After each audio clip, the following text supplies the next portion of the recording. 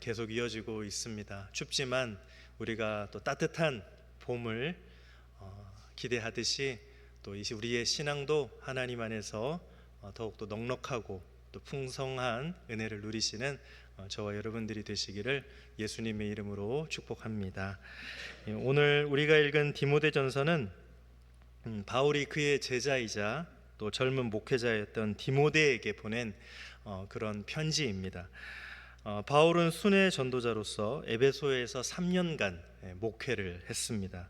그리고 나서 에베소를 떠나면서 디모데에게 그 목회를 맡겼는데, 오늘 본문에서도 바울은 디모데가 있는 에베소에 이제 좀 빨리 방문하고 싶지만 언제 방문할 수 있을런지 그때를 모르고 있기 때문에 이 편지에서 어떻게 목회해야 할지에 대해서 이제 지도를 하고 있습니다. 그래서 우리가 디모데전서, 디모데후서, 또 디도서 이런 편지들을 목회 서신이다 이렇게 부릅니다. 오늘 본문 14절과 15절을 제가 다시 한번 읽어보겠습니다. 내가 속히 내게 가기를 바라나 이것을 내게 쓰는 것은 만일 내가 지체하면 너로 하여금 하나님의 집에서 어떻게 행하여야 할지를 알게 하려 함이니 이 집은 살아계신 하나님의 교회요 진리의 기둥과 터니라. 아멘. 이 말씀에서 우리는 교회가 무엇인가에 대해서 들을 수 있습니다.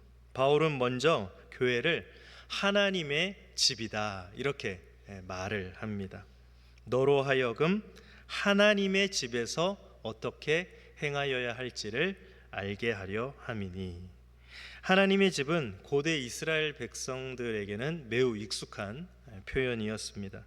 구약에서는 하나님의 집이 예루살렘에 있는 그 하나님의 성전을 지칭하는 말이기 때문입니다. 예루살렘 성전을 우리가 하나님의 집 이렇게 부를 때 그 표현 안에 들어있는 가장 중요한 의미는 하나님의 임재가 있는 곳이다 라는 것입니다. 즉 성전은 무엇이냐? 하나님의 집인데 하나님의 집 바로 하나님의 임재가 있는 곳이다. 여러분, 구약의 성전은 지금 신약 시대의 교회와 달리 딱 하나 있었죠. 예루살렘에 딱 하나 있었고 그것이 이제 하나님의 집이라고 불렸습니다. 하나님의 집이니까 그 집에 하나님이 계신다, 임재하신다라는 것은 지극히 당연한 귀결일 것입니다. 열왕기상 8장에 보면 솔로몬이 성전을 다 건축한 이후에 하나님께서는 성전에 하나님의 영광에 충만한 임재를 성전에 가득한 구름으로 보여주시기도 하셨습니다. 이스라엘 백성들은 참으로 하나님의 성전을 사모했던 그러한 백성들이었습니다. 그래서 시편 84편 10절에서는 이렇게 노래합니다. 주의 궁정에서의 한날이 다른 곳에서의 첫날보다 나은즉 악인의 장막에 사는 것보다 내 하나님의 성전 문지기로 있는 것이 좋사오니. 다른 곳에서 첫날 사느니 하나님의 집, 하나님의 성전에서 한날 하루 사는 것을 택하겠다라는 시편 기자의 고백입니다. 왜 그렇습니까? 하나님의 집에는 하나님의 임재가 있기 때문입니다. 성전이 구약시대 이스라엘 백성들이 그토록 사모했던 하나님의 집이라면 신약시대의 그리스도인들이 사모하는 하나님의 집은 바로 교회입니다. 왜 그렇습니까? 이 교회는 하나님의 집으로서 하나님의 임재가 있는 곳이기 때문입니다. 교회는 성전과 다르게 건물이 아니죠.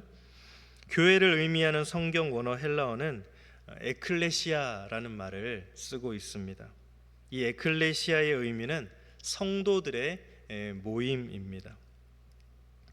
우리 한영교회가 오늘 이 영등포구 영중로 41길 5에 있는 지금 이 예배당에서 예배를 드리지만 우리가 만약에 어느 날 어느 공원에 야외 예배를 드리러 갔다고 해봅시다. 그러면 그날의 한영교회는 영등포구 영중로 41길 5에 있는 것이 아니라 그 공원에 있는 것이죠.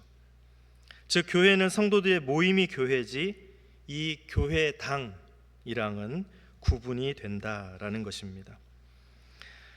성전은 좀 건물의 개념이 강했죠. 교회는 성도들의 모임이 교회다라는 것입니다.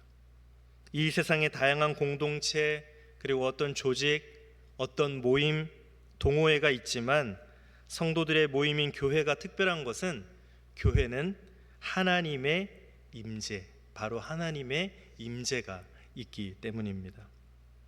하나님의 임재가 있는 하나님의 집이기 때문입니다.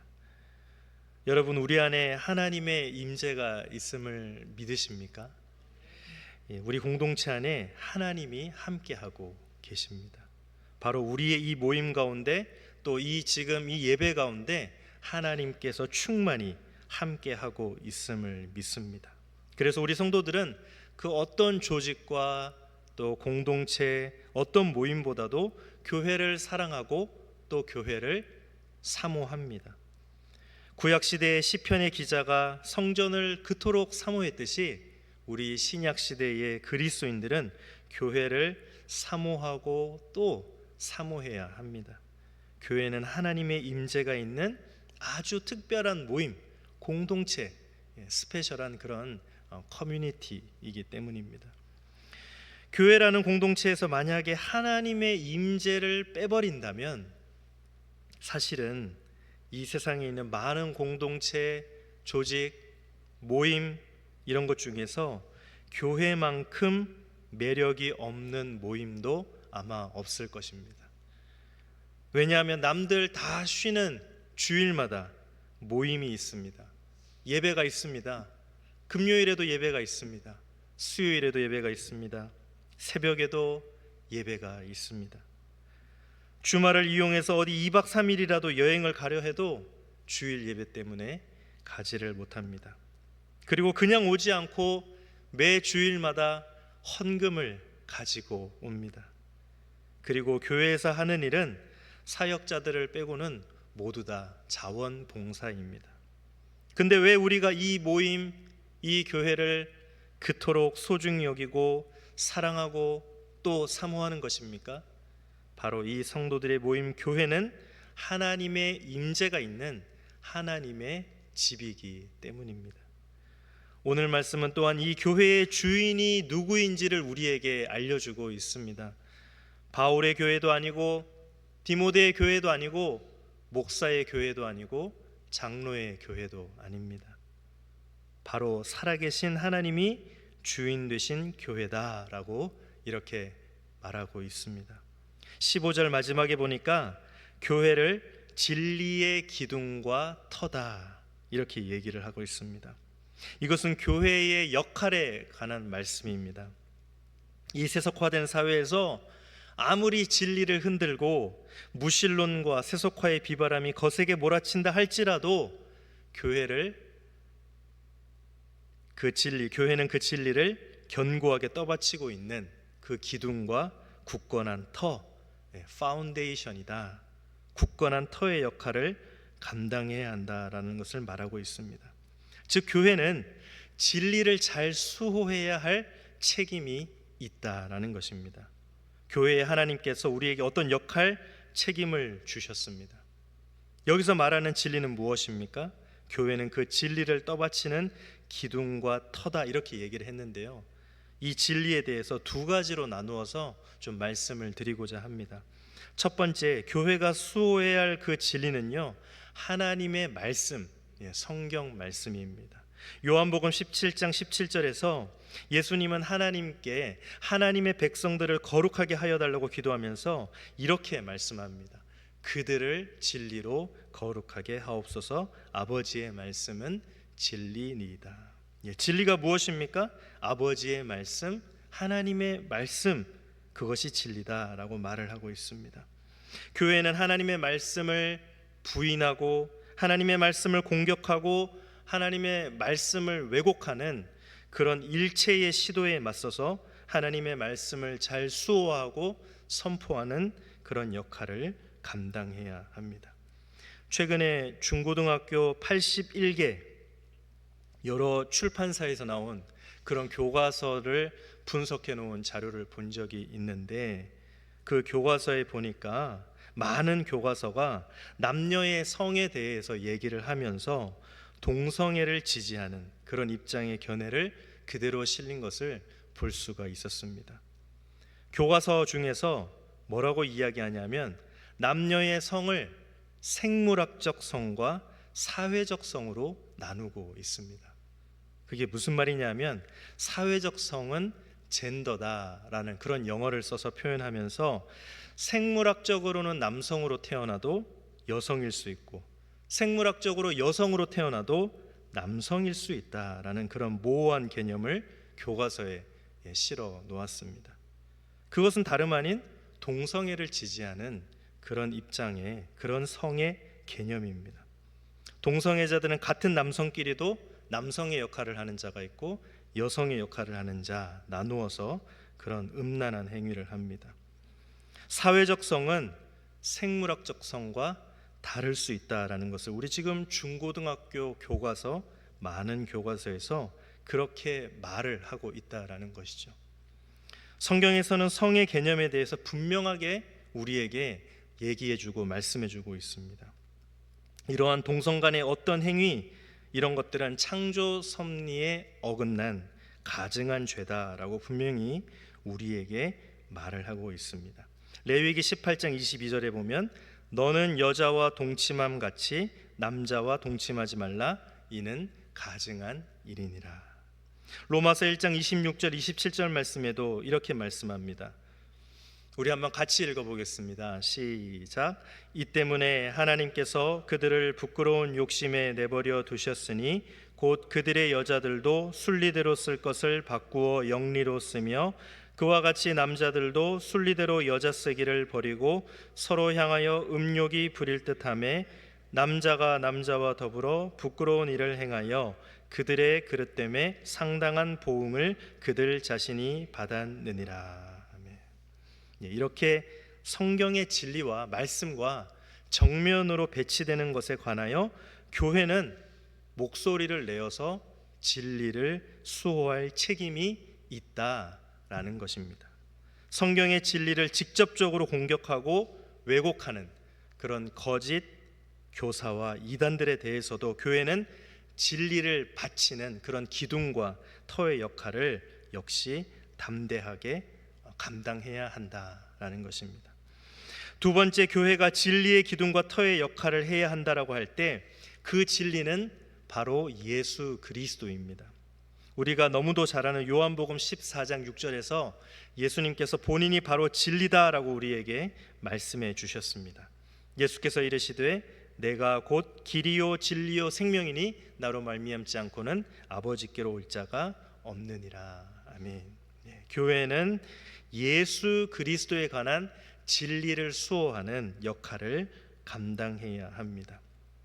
예수 그리스도의 존재, 예수 그리스도의 사역, 예수 그리스도의 말씀에 대한 공격에 맞서서 하나님의 아들이시며 우리의 구원자 되신 예수 그리스도에 관한 그런 진리를 수호하고 이단에 맞서 진리를 지켜내는 역할, 그것이 하나님이 우리에게 주신 중요한 역할, 책임을 감당해야 한다라는 것입니다.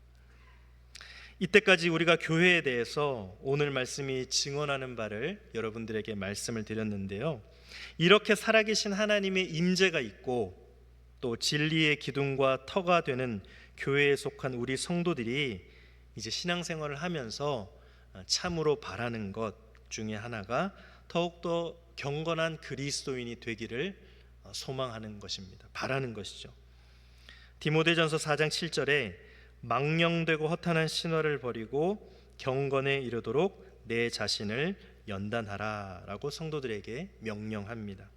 우리 그리스도인들에게 더욱더 경건한 그리스도인이 되는 것은 말하자면 어떤 그런 로망이 있습니다. 우리들은 사실 다 바랍니다. 더욱더 경건한 성도가 되기를 바라고 있습니다. 그 경건에 대해서 오늘 16절에 보니까 이렇게 말씀을 하고 있습니다. 우리 16절 말씀을 한번 같이 읽어보겠습니다. 시작. 크도다 경건의 비밀이여 그렇지 않다 하느니 없도다. 그는 육신으로 나타난 바 되시고 영으로 의롭다 하심을 받으시고 천사들에게 보이시고 만국에서 전파되시고 세상에서 믿음 바 되시고 영광 가운데서 올려지셨느니라. 아멘.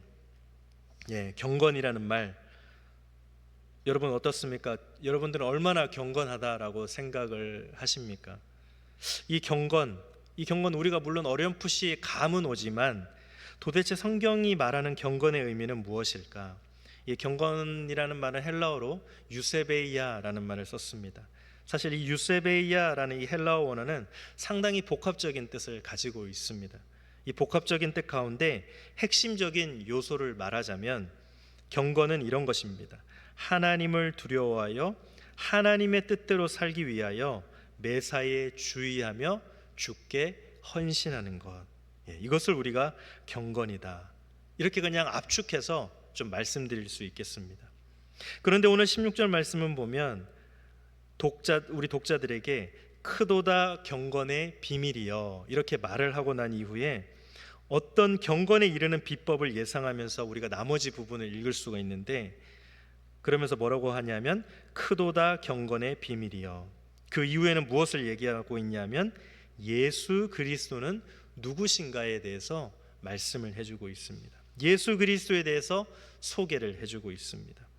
그는 육신으로 나타난 바 되시고 영으로 의롭다 하심을 받으시고 천사들에게 보이시고 만국에서 전파되시고 세상에서 믿음 받으시고 영광 가운데서 올려지셨느니라. 이게 무슨 말입니까? 무슨 말일까요?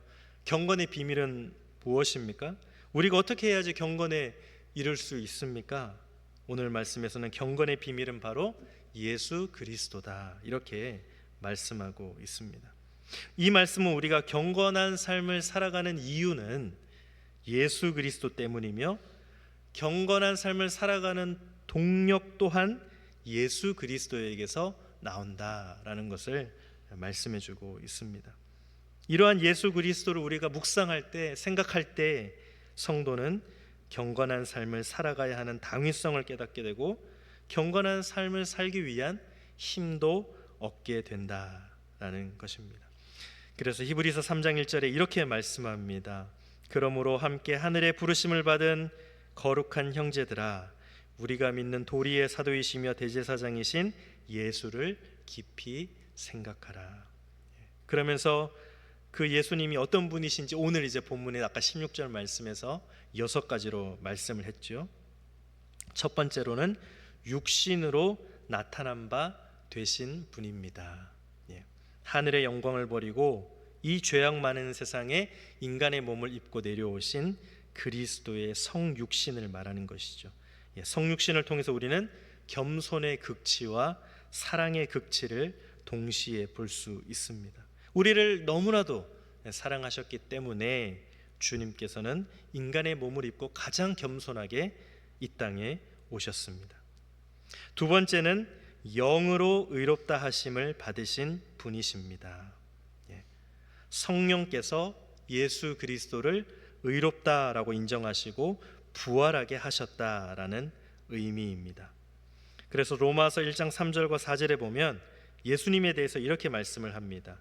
그의 아들에 관하여 말하면 육신으로는 다윗의 혈통에서 나셨고 성결의 영으로는 죽은 자들 가운데서 부활하사 능력으로 하나님의 아들로 선포되셨으니 곧 우리 주 예수 그리스도시니라. 예수님의 부활은 예수 그리스도가 하나님의 아들임을 선포한 것이다 이렇게 얘기합니다. 그런데 예수 그리스도의 부활은 예수 그리스도가 하나님의 아들인 것뿐만 선포한 것이 아니라 예수 그리스도의 의로움을 또한 선포한 것이기도 합니다. 그래서 영으로 성령으로 의롭다 하심을 받으신 분이십니다. 그 증거는 바로 의롭다 하심을 받았기 때문에 예수님께서 부활하셨다라는 것입니다. 세 번째는 예수 그리스도에 대해서 천사들에게 보이신 분이다 이렇게 말을 합니다. 사도행전 1장 10절은 부활하신 예수 그리스도가 승천하실 때 흰옷 입은 두 천사가 예수님을 호위하였다라고 말하고 있습니다. 네 번째는 예수 그리스도는 만국에 전파되신 분이십니다. 예루살렘에서 퍼지기 시작한 예수 그리스도의 복음은 많은 핍박 가운데서도 성령의 강권적인 역사가 아니면 만국에 퍼질 수가 없는 그런 상황이었죠. 성령의 강권적인 역사 가운데 세계 만방에 전파가 되었습니다.